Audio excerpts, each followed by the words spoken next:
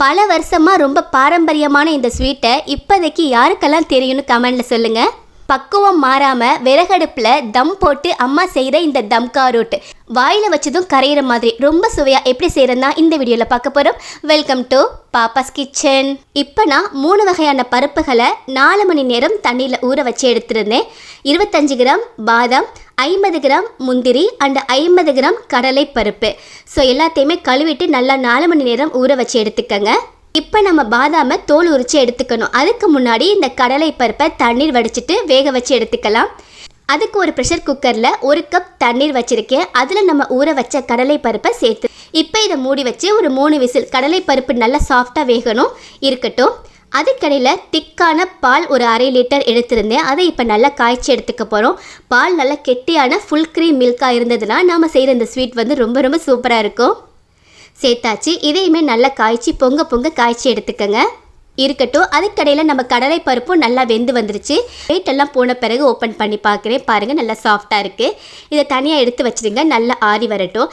இப்போ அடுத்த ஸ்டெப், ஒரு கடாயில் 100 கிராம் ரவை எடுத்திருந்தேன். அதை உள்ளே சேர்த்துட்டு மிதமான தீயிலேயே வறுத்து விட்டுருங்க. நிறம் மாறி கரைஞ்சிடக்கூடாது. ரவை நல்லா வறுப்பட்டு வாசம் வர ஸ்டார்ட் ஆகும். நல்லா சூடு ஏறி இருக்கணும். ஸோ அந்த மாதிரி வந்தால் போதும். நல்லா சூடு ஏறிடுச்சு, லேசாக வாசம் வந்துருச்சு. இப்போ நம்ம காய்ச்சி எடுத்த 1/2 லிட்டர் திக்கான பால் இருக்குல்ல, அதை இதில் சேர்த்துட்டு நல்லா கலந்து விடுங்க. பால் அந்த ரவை கூட சேர்ந்து நல்லா கலந்து வரணும். இல்லைனா குட்டி குட்டி கட்டிகளாக வந்துடும். அங்கங்கே அந்த ரவை வந்து கட்டியாயிரும். ஸோ கைவிடாமல் இந்த மாதிரி கட்டிகள் இருந்தாலுமே நல்லா மேஷ் பண்ண மாதிரி அமுத்தி விட்டு நல்லா கலந்து விட்டுக்கங்க. அந்த பால்லையே ரவை வந்து நல்லா வெந்து வரணும். ஸோ இதெல்லாம் ரொம்ப முக்கியமான டிப். பாருங்கள், இந்த அளவுக்கு அந்த ரவை நல்லா வெந்து வந்துருச்சு. பால் கொஞ்சம் திக்காகிருச்சு. இப்போ இதில் சரியாக 500 கிராம் சுகர் சேர்க்குறேன். சேர்த்துட்டு அதையும் நல்லா கலந்து விடுங்க. சுகர் சேர்த்ததுமே கொஞ்சம் மெல்ட் ஆகி வரும். பரவாயில்ல, அப்படி தான் வேணும். ஸோ இந்த மாதிரி நல்லா கலந்து விட்டுருங்க. ஸோ சின்ன சின்ன கட்டிகள் மாதிரி ரவையில் இருந்தாலுமே அதையுமே நல்லா மேஷ் பண்ணிவிட்டு கலந்துக்கங்க. இப்போ ஒரு பிளெண்டரில் நம்ம வேக வச்சு ஆற வச்சு எடுத்த கடலை பருப்புகளை உள்ளே சேர்த்துடலாம். இது கூடவே தோல் உரித்து எடுத்த பாதாம் அண்டு நல்லா கழுவிட்டு எடுத்த முந்திரி, ஸோ அதையும் சேர்த்துட்டு நல்லா மை மாதிரி அரைச்சி எடுத்துக்கணும். அந்த கடலை பருப்பு வேக வச்ச தண்ணீரே போதும். இல்லைனா தேவைப்பட்டால் இன்னும் கொஞ்சம் தண்ணீர் கூட நீங்கள் சேர்த்துக்கலாம். பாருங்கள், இந்த மாதிரி நல்லா மை மாதிரி அரைச்சி எடுத்துருங்க. ரொம்ப சூப்பராக இருக்குது. இப்போ இதுக்கடையில் நம்ம சுகர் சேர்த்துருந்தோம்ல, நல்லா மெல்ட் ஆகி இந்த மாதிரி பதத்தில் இருக்குது. இப்போ இதில் நம்ம அரைச்சி எடுத்த கடலைப்பருப்பு பாதாம் முந்திரி பேஸ்ட்டை உள்ளே சேர்த்துருங்க. சேர்த்துட்டு நல்லா மிக்ஸ் பண்ணிக்கங்க. அடி பிடிச்சிடாமல் இருக்கா அப்பப்போ கலந்து விட்டுட்டே இருங்க. பாத்திரம் அடிகனமான பாத்திரம் எடுத்திங்கன்னா உங்களுக்கு அடி பிடிக்காமல் ரொம்ப சூப்பராகவே வந்துடும். ஸோ பாருங்கள், இப்போ இந்த மாதிரி பதத்தில் இருக்குது. நல்லா கலந்து விட்டாச்சு. இப்போ இதில் கோயா சேர்க்கணும். ஒரிஜினல் தம்காரூட்டில் கோயா கொஞ்சம் சேர்ப்பாங்க. உங்ககிட்ட கோயா கிடைக்கல இல்லை அப்படின்னா ஒன்றும் பிரச்சனை இல்லை. பால் ஆடை ஒரு 2-3 நாள் நீங்கள் கலெக்ட் பண்ணி வச்ச பால் ஆடை, திக்கான பால் ஆடை ஒரு 1/4 கப் அளவுக்கு இருந்ததுன்னா சேர்த்துக்க. இதுதான் ஒரு ரிச்சான டேஸ்ட்டே குடிக்கும் இந்த தம்காரூட்டுக்கு. கண்டிப்பாக சேர்க்கணும். பாலாடை இல்லைனா நீங்கள் கோயா கிடச்சா அதை கூட சேர்த்துக்கலாம். இப்போ இதில் கொஞ்சம் ஏலக்காய் பவுடர் சேர்த்துட்டு கூடவே ஃபுட் கலர் ஆரஞ்சு அல்லது ரெட் ஆரஞ்சு இருக்குல்ல, ஸோ அந்த மாதிரி ஃபுட் கலர் கொஞ்சம் சேர்த்து நல்லா மிக்ஸ் பண்ணி விட்டுக்கோங்க. இந்த மாதிரி அந்த சுகர்லாம் கொஞ்சம் இலகலாக வந்ததில்ல, அதெல்லாம் கொஞ்சம் திக்காகி வரணும். அது வரைக்கும் நம்ம கலந்து விடணும். ஸோ நல்லா கலந்து வந்த பிறகு இப்போ இதில் நெய் சேர்க்க ஆரம்பிச்சிடலாம். எல்லாத்தையும் சேர்த்துட்டு நம்ம இந்த மாதிரி பதத்தில் தான் நெய் சேர்க்கணும். நெய் சரியாக 3/4 கப், இது கிட்டத்தட்ட ஒரு 150 கிராம் இருக்கும். மொத்தமாக எடுத்துருந்தேன். அதை கொஞ்சம் கொஞ்சமாக சேர்த்துட்டு கலந்து விட்டுக்கலாம். ஒரு மொத்தமாக சேர்த்துறாதீங்க. ஒரு ஸ்பூன் சேர்த்துட்டு கொஞ்சம் கலந்து விடுங்க. அப்புறம் ஒரு 5 நிமிஷம் கழித்து மறுபடியும் ஒரு ஸ்பூன் இந்த மாதிரி கலந்து விடணும். உங்களுக்கு இந்த ரெசிபி செய்கிறதுக்கு மொத்தமாகவே ஸ்டார்டிங்கில் நீங்கள் இந்த பருப்பு ஊற வச்சதை தவிர்த்து நீங்கள் செய்ய ஆரம்பிச்சிங்களா, அதுலேருந்து செஞ்சு முடிக்கிற வரைக்குமே உங்களுக்கு கிட்டத்தட்ட 45 நிமிஷத்துலேருந்து 1 மணி நேரம் வரைக்கும் ஆகும் நீங்கள் செய்கிற ஸ்பீடை பொறுத்தது. ஸோ இந்த மாதிரி பொறுமையாக செஞ்சால் தான் இந்த ரெசிபி வந்து ரொம்ப சூப்பராக இருக்கும். இந்த மாதிரி கலந்து விட்டுட்டு இடையிடையே அந்த நெய் ஒவ்வொரு ஸ்பூனாக சேர்த்து நல்லா கலந்து விட்டுக்கிறேன். கொஞ்சம் கொஞ்சமாக திக்காகி வந்துட்டே இருக்குது.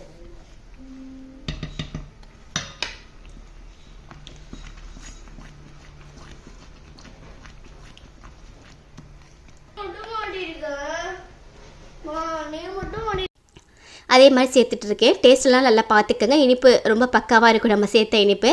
இப்போ பாருங்கள், இந்த மாதிரி பதத்தில் இருக்குது. கடைசியாக உள்ள நெய்யுமே நான் சேர்த்துட்றேன். இன்னும் கொஞ்சம் திக்காகி வரணும்.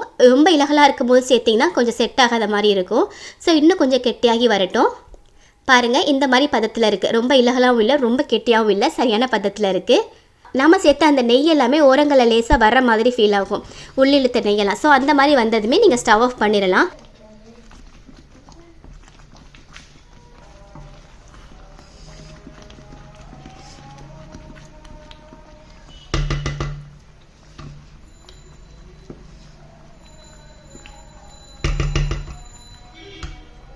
ஆஃப் பண்ணிவிட்டு இதை நீங்கள் தம்மில் போடணும். ஸோ அடுப்பை நல்லா எரித்து கீழே ஏதாவது ஒரு பாத்திரத்தில் மணல் வச்சு நல்லா சூடு பண்ணியிருக்கேன். அதுக்கு மேலே நெய் தடவின ஒரு பிளேட் வச்சுருக்கேன்.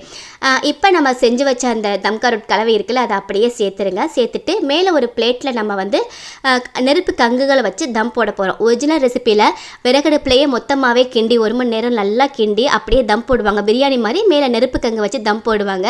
நாம் இன்றைக்கி வந்து ரொம்ப கஷ்டம் சொன்னோம். 1 ஹவர் நம்ம விறகடுப்புலேயே வச்சு கிண்டுறது கொஞ்சம் சிரமம். ஸோ அம்மாவை கஷ்டம் கொடுக்க வேணாம் அப்படின்ட்டு நம்ம ஸ்டவ்லேயே இன்றைக்கி வந்து எல்லாத்தையும் செஞ்சுட்டு தம் மட்டும் வெளியில் வந்து போடுறோம்.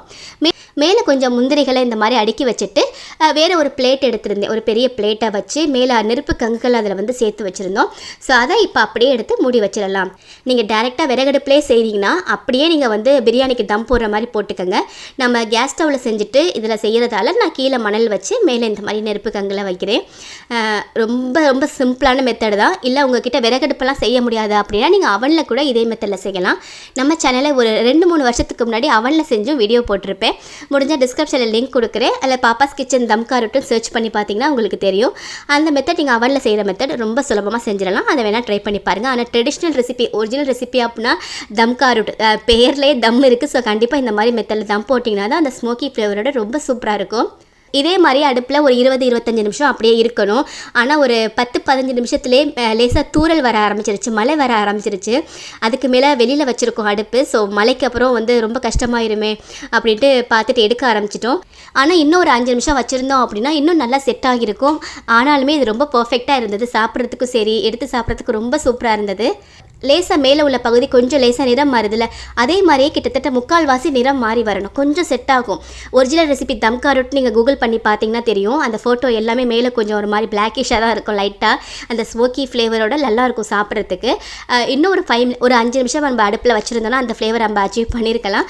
பட் சீக்கிரம் எடுத்ததால் இந்த மாதிரி பதத்தில் இருந்தது. பட் டேஸ்ட்டில் எந்த ஒரு காம்ப்ரமைஸுமே இல்லை. அவ்வளோ டேஸ்ட்டாக அப்படியே பர்ஃபெக்டாக இருந்தது. கண்டிப்பாக ட்ரை பண்ணி பாருங்கள்.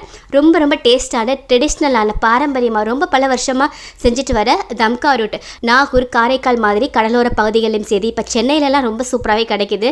யாருக்கெல்லாம் இதை பற்றி தெரியும் சொல்லுங்கள். அவ்வளோ டேஸ்டான ஸ்வீட் கண்டிப்பாக ஒன்ஸாவது லைஃப்பில் நீங்கள் டேஸ்ட் பண்ணி பார்க்கணும். ஸோ மிஸ் பண்ணாமல் நீங்களும் இந்த சுவையான தம்கா ரொட்டி வீட்டில் செஞ்சு பாருங்கள். நாளைக்கு ஒரு இன்ட்ரெஸ்டிங்கான ரெசிபி அல்லது விலாகில் மீட் பண்ணலாம். தேங்க்யூ.